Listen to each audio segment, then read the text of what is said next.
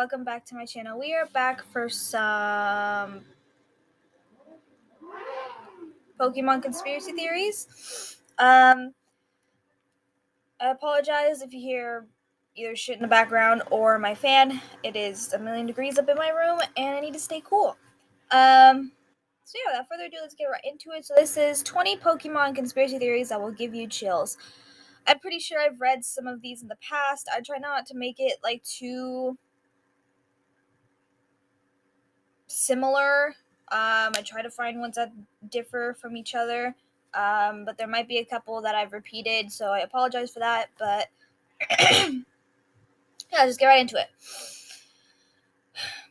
Despite being targeted towards young children and as well as adults, the Pokemon series can actually be pretty dark at times. And not just the thought of some games' main stories either, many of them which involve death and Pokemon enslavement, but also some of the deep lore that surrounds the series itself.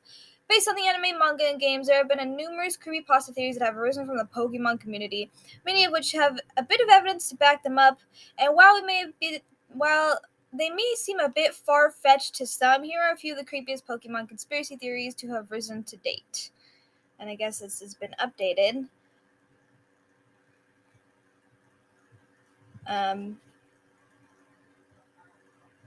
Yeah. Despite its family-friendly image, the Pokemon series has a pretty dark themes hidden throughout the games and the accompanying anime and manga.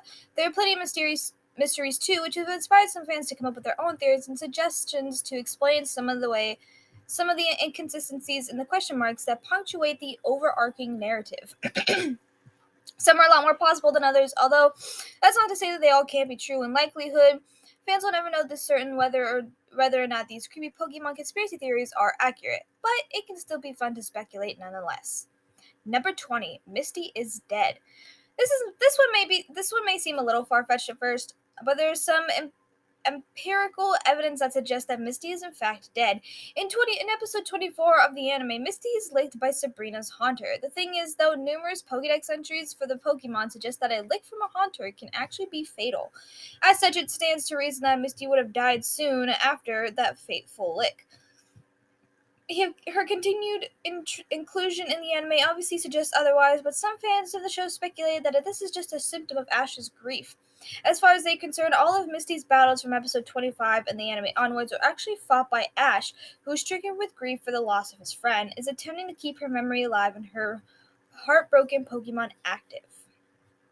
Number 19, Parasect is a Last of Us style monster. One of the things that makes a post-apocalyptic future depicted in the Naughty Dog's The Last of Us games is frightening that the cordyceps fungus that causes the mass outbreaks is very much a real thing. Thankfully for humanity, the fungus is only able to take control of certain types of insects. At least that's the case with 600 or so different species of the cordyceps that have been discovered so far to date anyways. Unfortunately for the world of Pokemon, however, it seems that some of these species are capable of infecting certain bug-type Pokemon, most notably Parasite. Most of the Pokedex entries confirm that it's being controlled by a parasitic fungus on its back. What's not clear, though, is that some of the fans may believe the case is whether Parasite is capable of infecting other bug-type Pokemon with the spores, just as the cordyceps fungus is. Number 18. Giovanni is Ash's real father. Given his status as the big bad in the anime, the idea of Giovanni being Ash's real father is a quite shocking one, no doubt. It would, however, explain why Giovanni's team Rocket, Lacleys, Jesse, and James always seem to be in the same region as the young protagonist, despite the vastness of the Pokemon world. Some believe that Giovanni is actually keeping tabs on his young son by sending his most harmless yet most persistent grunts to keep an eye on him. This would explain why Team Rocket treats Pokemon so well whenever they do catch him, and why in more than 2 decades, they've never come close to physically hurting Ash, despite the group's reputation for inflicting harm on both people and Pokemon. Sorry. Make sure my microphone's on, because last time I recorded 2 videos, my microphone wasn't on, so that was a bust. Number 17. The player's murders Gary's Eradicate. During the rival battle on the SS Anne in Pokemon Red and Blue, Gary uses Eradicate as part of his team. This makes sense as he is shown to have a Rattata during the beginning stages of the game. When the players next encounter Gary, however, the Rattata is nowhere to be seen, leading many questions to whether it has died as a result of its injuries it sustained during its previous battle. Some have suggested that Gary simply sought it out for a stronger Pokemon, but this seems unlikely given that he only has a team of 5. That battle also takes place in Lavender Town's Pokemon Tower, a place where souls departed Pokemon are laid to rest. Further strikes the idea that Gary was unable to get poor Raticate to a Pokemon Center in time following the battle on the SS Anne. Number 16, N is Zoroark.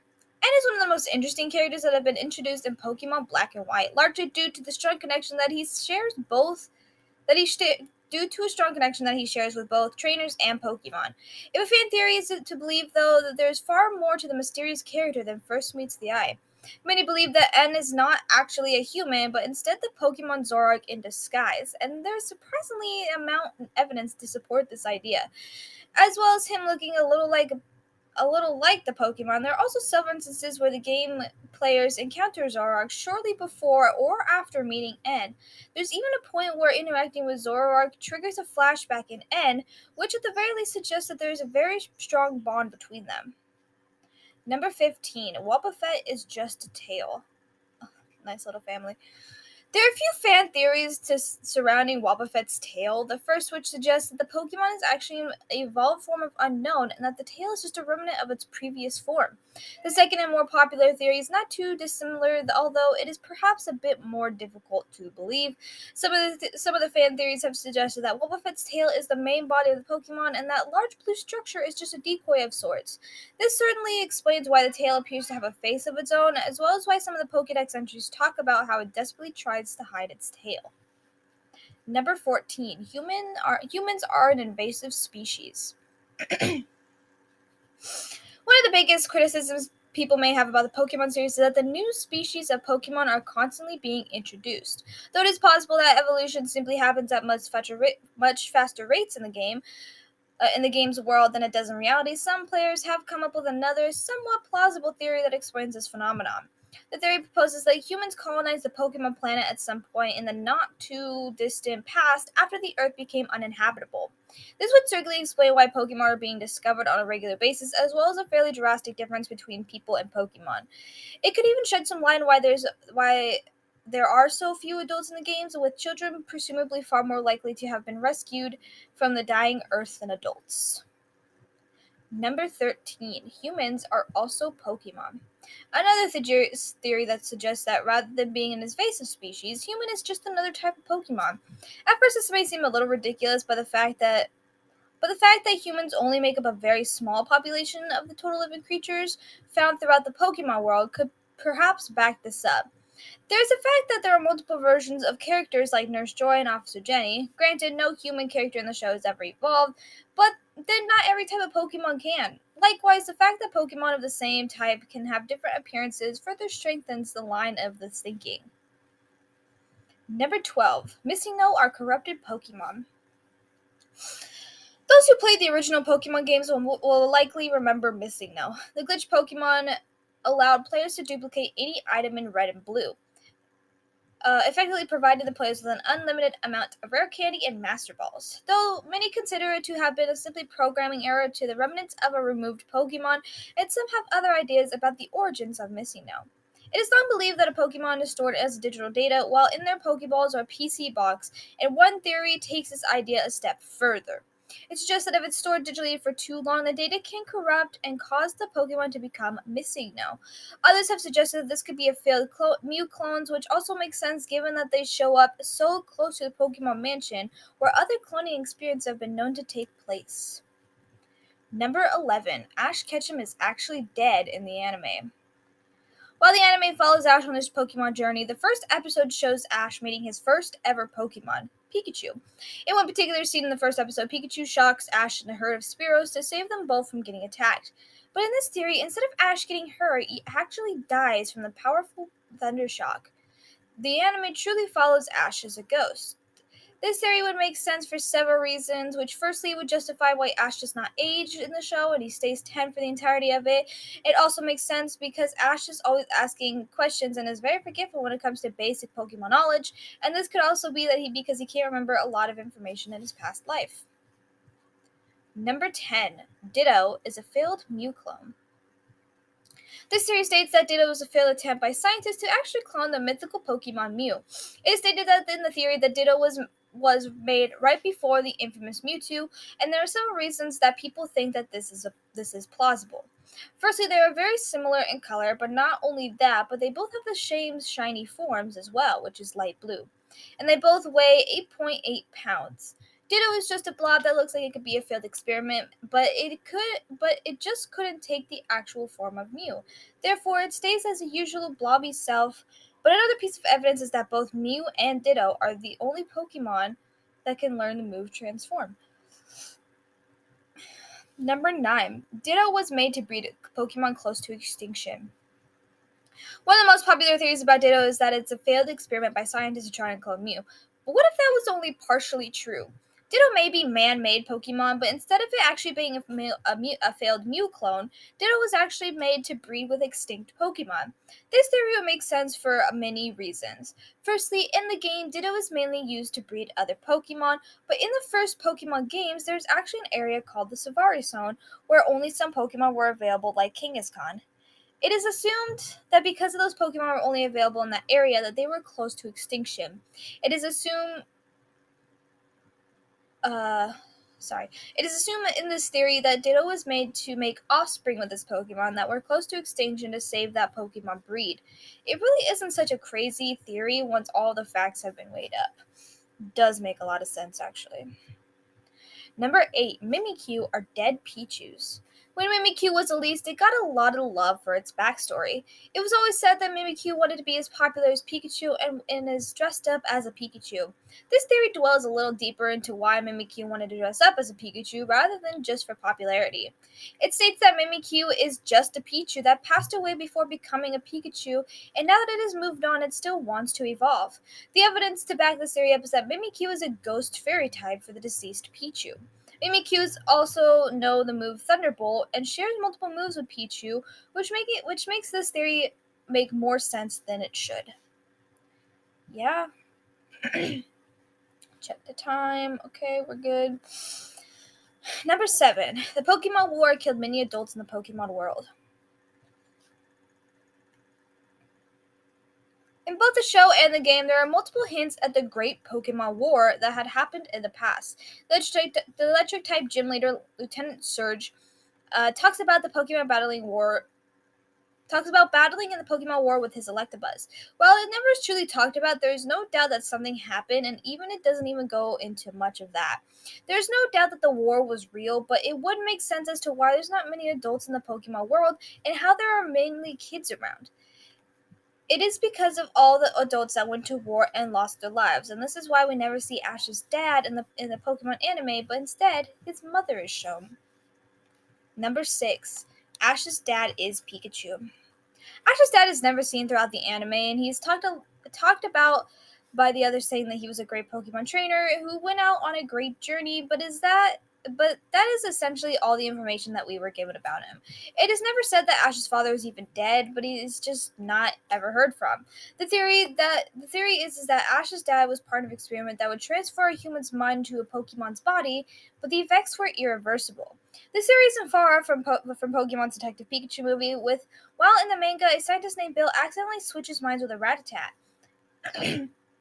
The reason that Professor Oak gave Pikachu to Ash was that he knew that the child's father that he knew it was the child's father, but didn't want to tell him.